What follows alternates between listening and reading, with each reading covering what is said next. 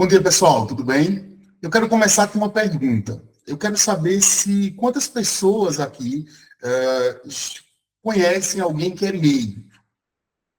Existe hoje uma grande comunidade de empreendedores. São eles designers, vendedores autônomos, todos eles tornaram-se a espinha dorsal dos negócios no Brasil.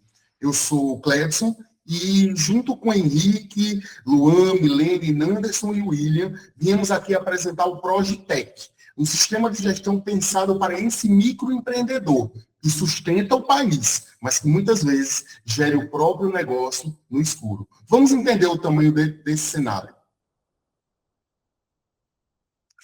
Bom, o MEI hoje é a principal porta de entrada para a formalização no Brasil, mas deixa a provocação. A formalização jurídica ela não garante maturidade gerencial. A maioria desses MEIs mistura finanças pessoais e as finanças do negócio. E acaba controlando tudo isso em cadernos, planilhas, ou sejamos sinceros, até em grupos de WhatsApp. Essas informações, elas não se interligam. E isso gera um grande problema. Vamos a alguns números. R$ 81 mil. Esse é o limite anual do faturamento do MEI. Então, com esse limite, o MEI ele precisa ter como meta de faturamento. Ultrapassar essa meta pode gerar um grande problema. 93,6% dos domicílios possuem internet. Então, percebemos que a barreira tecnológica está cada vez menor. 82,2% desses MEIs são empresas de comércio e serviços, ou seja, empresas que precisam de um gerenciamento mais consistente. Bom, no Brasil, nós temos uma crescente desses MEIs. Cada estado, cada região tem a sua particularidade. Mas qual é o problema? Veremos. O problema pode ser colocado como uma gestão fragmentada. Isso trava o crescimento do MEI.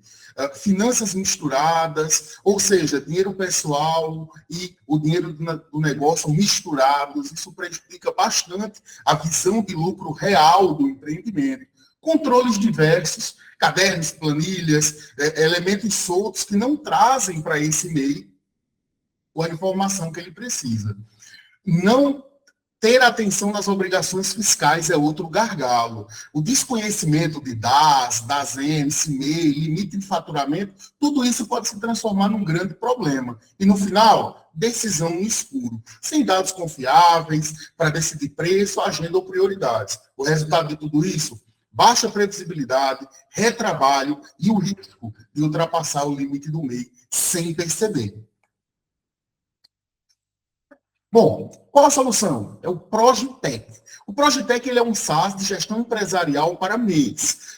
Ele é um ERP simplificado com um CRM operacional.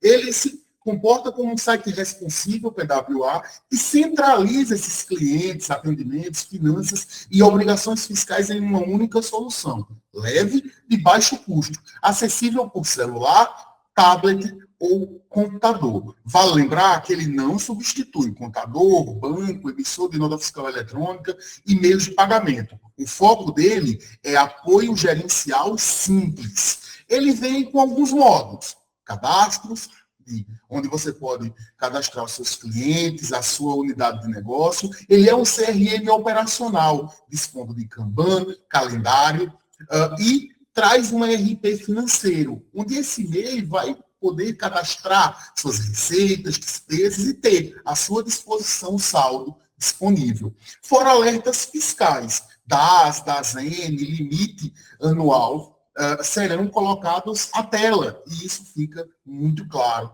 para esse MEI. Tá? Mas qual que é a nossa proposta de valor? A nossa proposta de valor, ela se concentra principalmente no lado tangível, é uma integração de dados. Vamos ver. Ela traz algumas propostas de valor tangíveis e intangíveis. Quais são as tangíveis? Registro integrado de receitas, despesas, clientes, serviços, lembretes, relatórios de lucro, redução de erros financeiros.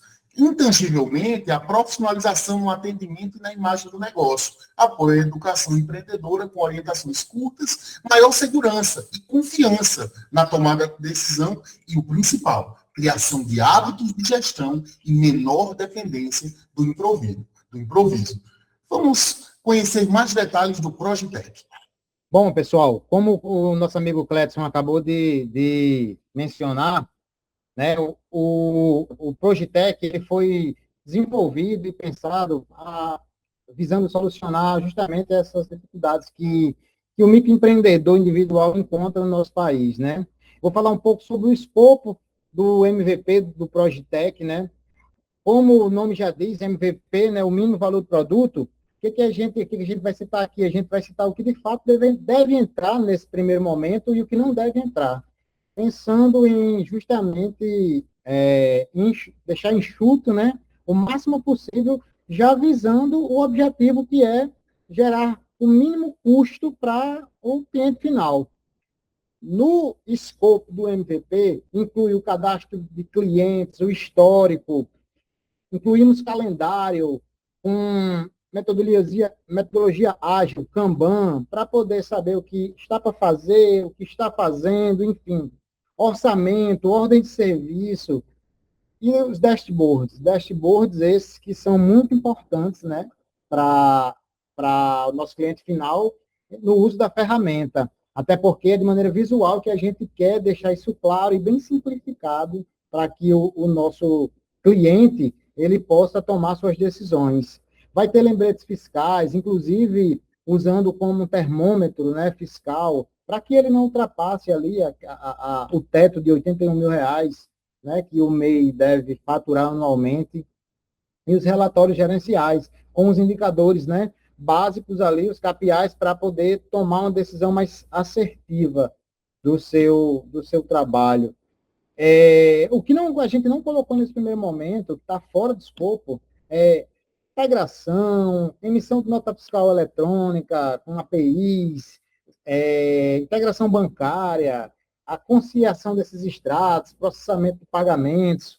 Não que isso não possa entrar num segundo momento, mas agora, para o MVP, não é fundamental e necessário, até porque a gente está construindo um projeto inicialmente bem enxuto para que a gente possa justamente atingir o objetivo de facilitar esse uso ao nosso cliente. Vamos falar agora da nossa estrutura analítica do projeto. Ela tem 6 fases, né, pessoal? Essas 6 fases foram bem desenvolvidas e elaboradas em todo o grupo. A gente sentou primeiro, na primeira fase, sentou todo mundo para a gente definir realmente a dor do mercado e qual seria a possível solução, né? Com isso, a gente dividiu ali em equipes, onde cada um ia fazer o levantamento a nível regional, tendo em vista que cada participante mora numa região distinta.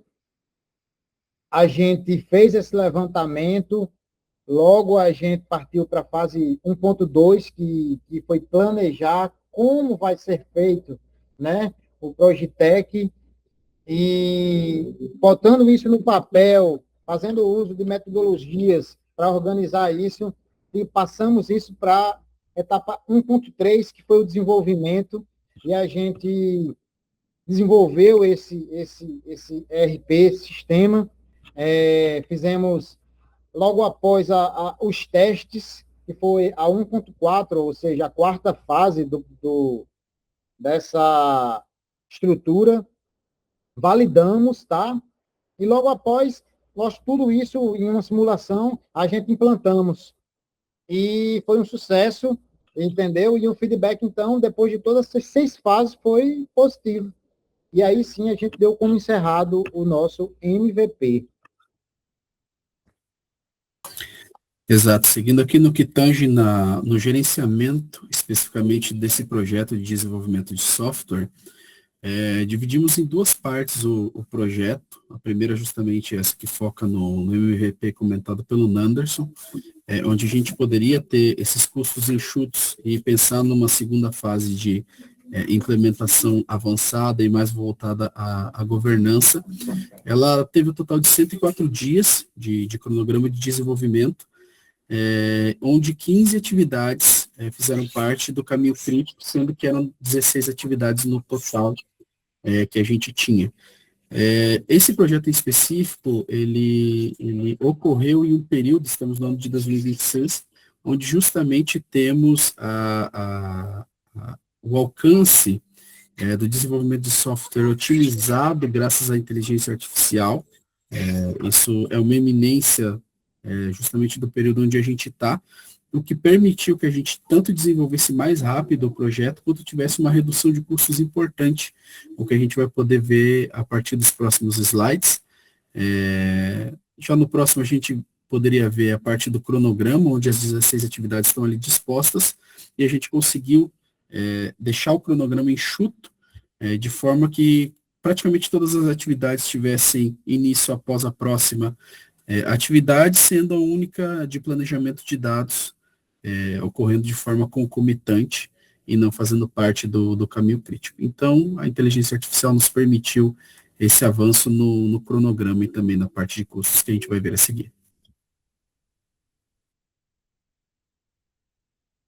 Então, gente, seguindo a apresentação, agora nós vamos ver como que nós organizamos as responsabilidades dentro da equipe, né? E para isso nós utilizamos a matriz RACE. Nessa matriz, cada coluna representa um integrante da equipe identificado pela sigla do seu nome. Tá? As linhas mostram as 16 atividades do projeto. E o que cada letra significa já está descrito na legenda, a fim de facilitar a leitura, e o entendimento de cada um, e o que cada um faz. Como vocês podem notar, o Cledson aparece muito com um R nas fases iniciais, que é a parte de definição, análise regional e requisitos, porque ele assume um papel de gerente do projeto. E nas fases de desenvolvimento, cada integrante assume a responsabilidade por um módulo específico. Por exemplo, o Luan cuida dos cadastros, o William do Kanban, o Nanderson no ERP e Milene no teste de usabilidade. E essa divisão clara é justamente a fim de evitar que cada um fique sobrecarregado e garante que nenhuma tarefa fique sem dono. No slide seguinte, nós podemos verificar que, com a responsabilidade de cada um definida, nós conseguimos entender quais recursos o projeto vai consumir. Organizamos isso em 3 frentes, né, que é equipe, ferramentas e infraestrutura. Na parte da equipe, as pessoas trabalham em duplas por módulo. Cledson e eu cuidamos dos cadastros e requisitos, o Luan e Nanderson do módulo CRM, e Milene e Nanderson do RP financeiro, e assim por diante. Nas ferramentas, tem uma boa notícia que todas elas são gratuitas. Usamos o Figma para prototipar telas, o React, Node e Postgre para desenvolvimento, né, linhas de código, e o Jest e o Cypress para testes, junto com o GitHub e o Trello para organizar tarefas. Para a infraestrutura, também priorizamos planos gratuitos. O código fica no GitHub e a publicação em um banco de dados no Vercel. Tudo dentro do plano free até a entrega do MVP. No total, assim, a gente estimou cerca de 420 horas homem ao longo de todo o projeto, trabalhadas, o que representa o esforço real da equipe do início ao fim. No slide posterior, vamos falar sobre a priorização dos riscos. E, para isso, nós utilizamos a matriz GUT, que ela avalia cada risco por 3 critérios: a gravidade, a tendência e a urgência. Desculpa, a urgência e a tendência. E fizemos a escala de 1 a 5. Os dois riscos com maior pontuação, 125 pontos cada, são os módulos IRP financeiro e os alertas fiscais. E eles empataram porque, ao mesmo tempo, são os mais complexos, tecnicamente falando, e os mais importantes para o usuário. E se esses dois módulos não funcionarem bem, o produto perde sua proposta de valor central. Logo abaixo, nós temos o módulo CRM com 100 pontos e o cadastro MEI com 80. Seguindo o próximo slide. Nós tivemos uma estimativa de um orçamento inicial de 15 mil e conseguimos chegar no orçamento total de 14.180, sendo que teve o custo real acumulado de 12.560, atingindo totalmente a nossa economia de forma positiva, fazendo toda a economia possível dentro desse projeto. Na parte de gerenciamento do valor agregado, tivemos uma variação de custo eficiente de 1.620, uma variação de prazo boa, tudo conforme dentro do projeto, ocorreu dentro do prazo, uma estimativa no término de 12.560, como falei anteriormente. Essa variação no término foi de 1.620 também, o que mostra que foi econômico, e o tempo estimado no término de 104 dias, conforme o Luan falou antes no cronograma gigante. Bom, e para finalizar, o parecer técnico e a conclusão o caminho crítico mapeado e acompanhado durante toda a execução do projeto, o desempenho de 1.13 de IDC e IDP de 1, projeto dentro do custo e do prazo estipulado no início, tá? Gestões de riscos monitorados e tratados ao longo do projeto, sem falha nesse quesito também. E a parte de governança, aplicação do EAP, RAS, GUT, etc., o plano de custos conforme o PMBOK, né, que a gente utilizou. Agora, eu queria apresentar para vocês o nosso MVP funcional. Desculpa, deixa eu achar aqui. Aqui, ó. Nosso MVP, tá? Lembrando que aqui todos os dados estão mocados. Então, aqui, assim que o usuário faz login, ele vai ter acesso ao dashboard, onde ele tem a visão geral do negócio, com indicadores de alguns clientes, né, serviços ativos, receitas, etc. Aqui a gente tem a parte do nosso pipeline em Kanban, que é basicamente a parte do CRM, onde tem a prospecção do cliente, a proposta que o prestador de serviço ofereceu para o cliente, né, a parte de negociação e o contratado. Em andamento, concluído, como um Kanban, né, bem estruturado ficaria para cada cliente. Aqui são os clientes, com os status ativo, inativo, né, tudo certinho. Calendário para poder agendar as prestações de serviço, no caso de prestadores de serviço, tá? As entregas efetuadas, o que está em progresso, o que não está em progresso. Então, aqui a gente consegue fazer as entregas já, cadastrar entregas, o que está pronto, o que não está pronto, prazo, etc. O módulo financeiro, com os big numbers em cima, com total de receitas, total de despesas, saldo atual, né? Aqui tem o usuário consegue cadastrar o aluguel do escritório, essas coisas, para ter o real valor do seu negócio em geral, tá? E aqui algumas configurações básicas sobre modo escuro, que ainda tem que ser, lógico, lembrando que isso aqui é um MVP, mais para o uso enxuto, né? Um uso rápido do nosso cliente, que pode ter outras versões e que terão provavelmente outras versões mais completas no futuro, tá? Obrigado a